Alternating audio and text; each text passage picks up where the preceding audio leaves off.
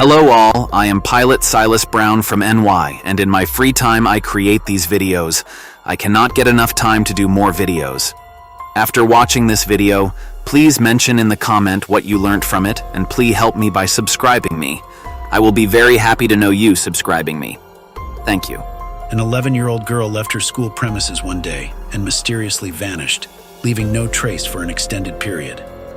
This particular case has unfolded as one of the most perplexing and unsettling incidents in California, marked by numerous unexpected twists, turns, and peculiar facts.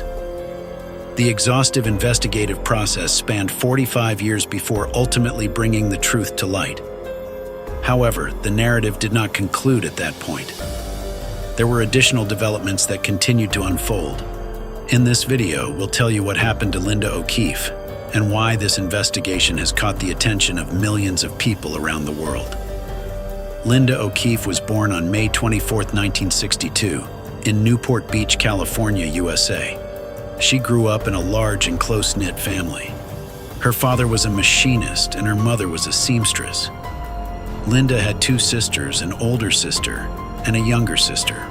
Linda had a passion for drawing, was skilled at playing the piano, and held a deep love for nature and animals. Whenever warm summer days embraced her surroundings, she seized every opportunity to head to the beach, just a mere 800 meters from her home. Engaging in activities like being a Girl Scout and attending summer school reflected her vibrant spirit. In the summer of 1973, at the tender age of 11, Linda frequented the beach almost daily. While her usual mode of transport to school involved riding her bicycle, a unique twist unfolded on the morning of July 6th. A piano teacher, residing a few houses away from the O'Keefe family, kindly offered her a ride. As the clock struck 1:30, Linda, without her bicycle, used the school phone to reach her mother. Seeking a ride home, she faced a dilemma. Her mother, caught up in work at home, declined the request, urging Linda to make the little over 2-kilometer journey from school to home on foot. Unwilling to walk and distressed after the conversation with her mother, Linda shed tears. The school secretary contemplated offering her a ride, but logistical constraints intervened. Linda emerged from the school, spent some time outside, and then set off for home. Her journey, typically lasting around half an hour, took an unexpected turn. Initially, her mother dismissed the delay, assuming Linda was with friends on a leisurely stroll. However, as hours passed, concern grew. By 6 p.m., with no sign of Linda and worry escalating, her mother reached out to anyone she knew whose children might have accompanied Linda, but none had seen her that day. Upon her father's return from work, the family initiated a search, navigating the neighborhood, retracing Linda's supposed route home from school. Speculating that Linda might be intentionally avoiding home due to her mother's refusal to pick her up, the parents intensified their efforts. As darkness set in and Linda remained elusive, they decided to escalate the matter and approach the police. Law enforcement initiated a missing person investigation, launching an extensive search operation. Simultaneously, the girl's father and older sister took to the streets in 2 cars to reassure the neighborhood, while her mother remained at home, reaching out to dozens of individuals who might have caught a glimpse of Linda. Throughout the night, the search persisted, with police utilizing search dogs and helicopters to scour the streets and parks, yet yielding inconclusive results. As dawn broke, the police department bolstered the search effort, deploying additional officers. Local newspapers promptly covered the unfolding story of the massive operation focused on locating the 11-year-old girl. Around 10:30 a.m., a bicyclist, accompanied by her friend and son, traversed a park located 9 kilometers from Linda's residence. They were there to observe local fauna for the botanical circle. Upon reaching the park, the father and child dismounted and approached the ditches to observe frogs. To their astonishment, they discovered something unexpected. Noticing a light-colored object in the grass, the man moved closer, revealing a human body partially covered by water. Having read about the missing girl in the morning paper, who had been the subject of a night-long police search, he immediately suspected that the body belonged to her. In the ensuing minutes, the man and his companions hastily exited the park, quickly entered their cars, and raced to locate the nearest payphone to report their discovery. En route, they encountered a police officer who had been actively involved in the search for Linda. Upon hearing their account, the officer promptly relayed the information and headed towards the reported location. Investigators swiftly discerned that the deceased individual was Linda O'Keefe. She was attired in the same garments she had worn when leaving for school, and her backpack lay adjacent to her. Notably, the dress worn by Linda had been lovingly crafted by her mother. However, she was found without shoes, and footwear was never recovered near the body. Detectives meticulously examined the crime scene, identifying tire tracks on the ground in proximity to where the body was discovered, though no other significant clues surfaced. Medical examiners concluded that strangulation was the cause of death, pinpointing the time of demise between 11 p.m. and 2 a.m. Investigators surmised that Linda had likely been abducted shortly after leaving school, implying that the abductor had detained her for approximately 12 hours. The victim had also endured mistreatment, and forensic experts discovered DNA traces on her body. These samples were submitted to the laboratory for safekeeping, given that DNA analysis was not yet conducted during those years.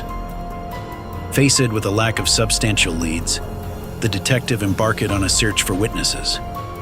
Interviews were conducted with all of Linda's friends, school staff, and residents along the route she was expected to take home.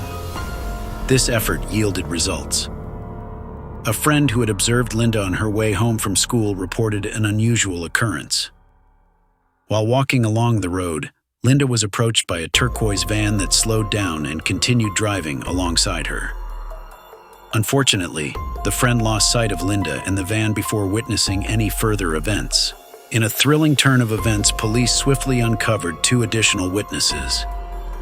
A 19-year-old girl and her mother were driving a car approximately 100 yards from Linda's school when they noticed a peculiar interaction. It was around 1:15 p.m. and Linda was engaged in conversation with the driver of a turquoise van, which had come to a halt next to her. These witnesses, familiar with the O'Keefe family, were astonished to see Linda talking to an unknown adult male on the street. Intrigued, they decided to observe the situation. The van's passenger door was ajar, with Linda positioned right in front of it. Evidently, she was conversing with the driver, and at some point, she entered the vehicle. The van promptly drove away, leaving the witnesses initially dismissive, assuming Linda had been picked up by a relative or acquaintance. Their convictions stemmed from the belief that Linda would never willingly enter a car with a stranger. The plot thickens with each revelation in this mysterious case. Following the questioning of the girl and her mother, investigators obtained a preliminary description of the driver. Described as a white man aged between 24 and 30, he had blonde curly hair and an elongated face. Unfortunately, the women couldn't recall the license plate number or even the make of the car. Despite this gap, their account remained the sole substantial lead in the case. Acting on this information, investigators issued an APB, All Points Bulletin, on the suspect and his vehicle, distributing it statewide. Regrettably, the effort yielded no results. Determined to uncover more details, the detective engaged in further conversations with the woman, exploring the possibility of recalling additional information. In a surprising twist, they even opted for a hypnosis session, though its success was only partial. While a few more details about the suspect's car emerged, they proved too insignificant to aid in locating the killer. Subsequently, the police made headway by finding another witness, a woman residing near the location where Linda's body was discovered. At approximately 10:30 p.m., she heard a woman screaming and thought she caught the words, "Stop hurting me." The voice abruptly ceased, aligning with the time frame of Linda's tragic demise. This revelation added a new layer to the investigation, deepening the mystery surrounding the case. The detectives then received another intriguing tip. On the morning Linda's body was discovered, an artist was engrossed in painting a scene in that very park. Noticing a flurry of police cars, he became keenly observant. realizing that something grave had transpired. In a peculiar moment, he spotted a young man in the park beside the police, covertly watching from the bushes. Standing in close proximity, the artist, intrigued, decided to approach him and inquire about the situation. The young man appeared visibly distressed, revealing that the police had found the girl's body. However, it struck the artist as odd, since they were standing far enough away and couldn't discern any details. Faced with this perplexity, the detectives naturally questioned how the man was aware that it was the girl's body they had discovered. Providing a description, the artist portrayed the man as a slender white male, aged between 18 and 24, standing at about 180 centimeters tall, with blonde hair and sideburns. Remarkably, this description closely aligned with the details provided by the two earlier witnesses when recounting the appearance of the van driver. Consequently, investigators reached the conclusion that this man was the killer, choosing to observe the police that morning. Despite having a fairly detailed description of the killer's appearance, locating him in the vast city posed a significant challenge. However, 2 days later, an unexpected turn of events unfolded. Peter Wooten, an 18-year-old residing near the O'Keefe family and attending the same class as the victim's older sister, Cindy, came forward and confessed to the murder. The news rapidly circulated throughout the town, leaving residents in shock. Surprising the police officers, who hadn't anticipated such alternative developments, the young man underwent a 7-hour interrogation. Additionally, authorities searched his parents' home, where he resided, leading to his formal charge with murder. 3 days later, another unforeseen twist caught everyone off guard. Investigators declared that Peter had been absolved of all charges and released.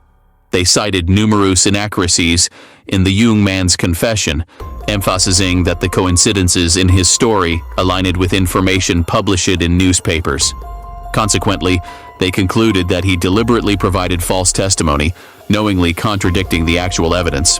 In conclusion, the two witnesses who had observed Linda with the van driver asserted with unwavering certainty that the person was not Peter.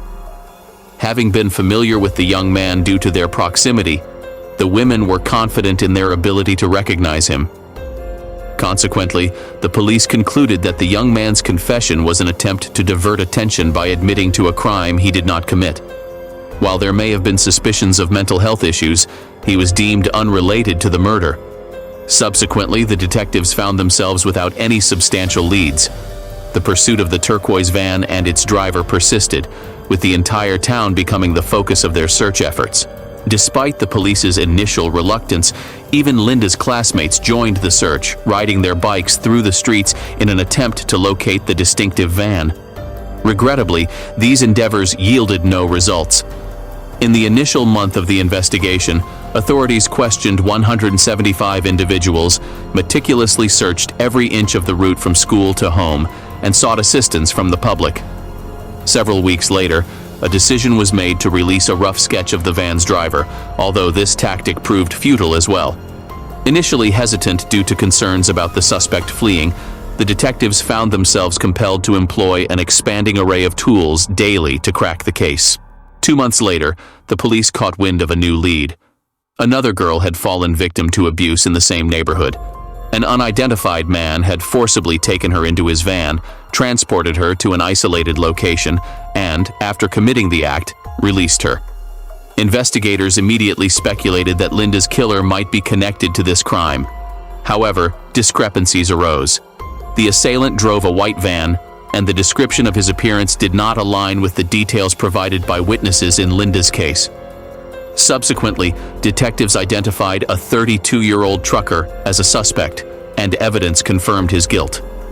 Witnesses attested that he bore no resemblance to the man Linda was seen talking to, leading investigators to rule out any connection to her murder. Since then, the case has seen no substantial developments, although detectives persist in their efforts over the ensuing years. In 2001, a significant 28 years after the murder, the police sent DNA samples from Linda's body to a lab to extract the killer's DNA profile. The endeavor succeeded, but the man was absent from the FBI database. This suggested that the killer had not faced prosecution in other criminal cases, or that it occurred before the commencement of DNA collection from criminals. A few years later, attempts to locate his next of kin in that database proved unsuccessful once again. However, during those years, achieving such outcomes was nearly impossible due to the limited capabilities of DNA analysis tools, which were far from today's advancements.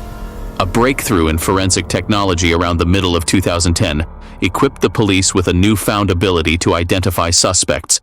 Investigators in Linda's case were quick to leverage this advancement. In 2018, they sought assistance from a private lab called Parabon. Detectives obtained from them a portrait of a man crafted from the DNA of Linda's killer. This groundbreaking technology, known as DNA phenotyping, enables the determination of various traits of a person's appearance with just a sample of their DNA. Specialists generated 2 portraits illustrating what the perpetrator might have looked like at the ages of 20 and 60. To the surprise of many, this portrait closely aligned with the descriptions provided by witnesses who had seen the suspect alive 45 years ago. Typically, in cases of this nature, police release portraits in the media to capture public attention and engage those who might have known the individual. However, investigators in Linda's case ventured into uncharted territory, attempting something unprecedented. On July 6, 2018, precisely 45 years after the tragic event, a series of messages was shared on Twitter, purportedly from the perspective of the victim herself. This collection of 68 messages vividly recounted the last day of Linda's life. Detectives ingeniously presented this information, creating the illusion that she was narrating her experience on July 6, 1973. The narrative commenced in the morning, with Linda detailing her day at school, expressing resentment towards her mother for not picking her up in the car, and narrating her journey home on foot. Every detail in these messages was meticulously chosen by detectives to construct the most accurate portrayal of that fateful day. The series of tweets concluded with the revelation that the quest for her killer had thus far yielded no success. At this point, the police unveiled a portrait of the perpetrator on her behalf. Now, 45 years later, I can speak again, and there is something crucial I need to share. There is a new breakthrough in my case, a face revealed through the DNA of the killer he left behind. This technology didn't exist in 1973, but now it holds the power to change everything. This strategy instantly thrust Linda's case into the global spotlight, a unique approach compared to the routine sharing of information on old, unsolved cases by police on social media. The victim narrating her own story was a novel twist. The portrait of the killer, though, proved futile on its own. Its efficacy hinged on someone recognizing the person and cooperating with the police. Therefore, investigators aimed to maximize the exposure of these images, and they succeeded admirably. A total of over 7 million people saw the series of tweets. Following this widespread attention, the police received numerous tips and potential identities of the perpetrator. Detectives diligently spent months investigating these leads, yet they failed to unearth a suitable suspect. Undeterred, especially given the immense public interest, investigators once again sought assistance from Parabon. This time, their request was to trace the killer's relatives through his DNA, akin to attempts made by forensic scientists in the early 2000s. However, the required tools were lacking during that era. Nearly 2 decades later, with advancements in technology, Parabon's experts adeptly identified individuals related to the DNA owner. Armed with this crucial information, investigators were one step closer to unmasking the perpetrator. So, they kicked off the hunt for Linda's killer in August 2018, and it took about 6 months for the experts to get their initial findings. They dived into private DNA databases and managed to track down the killer's third cousin. For the detectives, this was like being just one step away from cracking the case wide open. The next move was to dig into the guy's family tree and pinpoint a suspect. So, the folks over at Parabon didn't stop there. They kept on digging, and guess what? They stumbled upon something unexpected. The killer's own DNA was sitting there in one of those private databases. Can you believe it? Turns out, he willingly shared his genetic sample on a platform that helps track down long-lost relatives. And get this, someone in his family actually handed him the special kit to get into the database. talk about a twist in the story. So, 45 years down the road, the cops finally got a name for the guy, James Allen Neal. He was 72, living in a different state, minding his own business. In January 2019, detectives decided to pay him a visit. Now, before they could slap the cuffs on him, they needed a solid DNA sample. You know, the kind that carries weight in court. So, on January 29th, the police set up shop around Neal's place and struck a deal with the garbage service to snag whatever the suspect tossed. After getting a hold of some items ripe for DNA testing, they shipped them off to the lab and kept an eye on James for the next 3 days. But here's the kicker. Forensics hit a roadblock. They couldn't get a decent DNA sample from the guy. Back to the drawing board, right? Well, the detectives weren't about to give up, and soon enough a new opportunity presented itself. So, picture this. They're keeping an eye on the guy, chilling in his car in a parking lot, puffing away on a smoke. He casually flicks the cigarette butt on the pavement, peels out of there, and boom, the police swoop in to scoop up the evidence. This time, the experts hit the jackpot, managed to snag a DNA sample. And guess what? It's a perfect match to the killer's DNA found on Linda's body. Bingo! Turns out it's our guy, James Neal, the elusive perpetrator they've been chasing for nearly half a century. Cut to a few days later, detectives roll out the big guns with a press conference, finally dropping the bomb. They got their man. James Neal, born in '46 in Chicago, with a twisted journey that led him from there to California.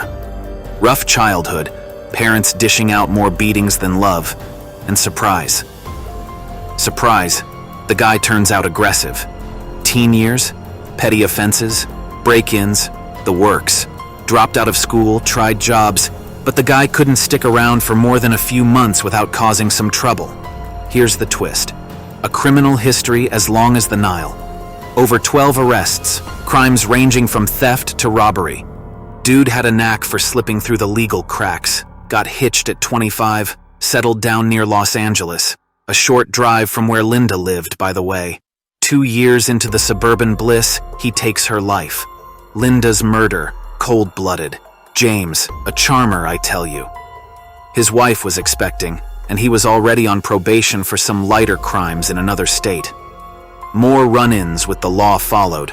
Theft, check forgery, and a stint in prison for good measure. Post-prison life? 3 more brushes with the police for traffic violations. Married again, this time in Colorado in '97. Had more kids, lived in different states, but the guy had a knack for trouble, always circling back.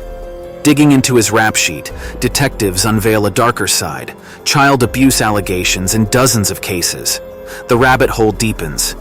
In '95 and '04, he snatches 2 girls, does unspeakable things, then sets them free. Shockingly, he walks free, never proven guilty. That's James Neal, a walking nightmare who evaded justice time and again. So, here's the chilling aftermath of James Allen Neal's twisted journey. Police suspected him in at least 5 more abductions, a sinister pattern of snatching girls off the streets. In 2010, a brave girl from his church, at the age of 63, spoke up about being molested by him for months. The victim recounted several similar incidents, and Neal even confessed. The bizarre part? The case got mysteriously hushed up, the victim recanted her accusations, and the man walked away scot-free. For the next 9 years, James slipped off the police radar, only to resurface in 2019 when he was arrested for Linda's murder. Initially, he denied involvement, claiming he never kidnapped girls. When confronted with Linda's photo, he insisted he'd never seen her, remarking she resembled one of his daughters. DNA, however, told a different story, linking him unmistakably to the crime. A search of his home revealed more horrors. Illegal materials on hard drives and smartphones, along with a creepy twist. James had researched DNA-catching criminals, fully aware of how the investigative net could tighten around him. But here's the spine-chilling part. During his intake examination, they discovered a tattoo of Linda's name on his wrist. An eerie coincidence, as it turns out he got it long before her murder. The trial was set for February 2020, but the pandemic hit, delaying justice. James, still maintaining his innocence, never made it to court. In May, he was hospitalized and succumbed to lung cancer 2 days later, oblivious to his diagnosis until his arrest. Thus, the half-century-old case met its end. Detectives suspect more victims and vow to keep investigating. Linda's parents, long gone before justice came, carried heavy burdens. Her mother blamed herself for not picking her up, while Linda's sisters thanked investigators for their relentless pursuit. Share your thoughts on this tale, hit like, and subscribe for more riveting cases. Thanks for tuning in.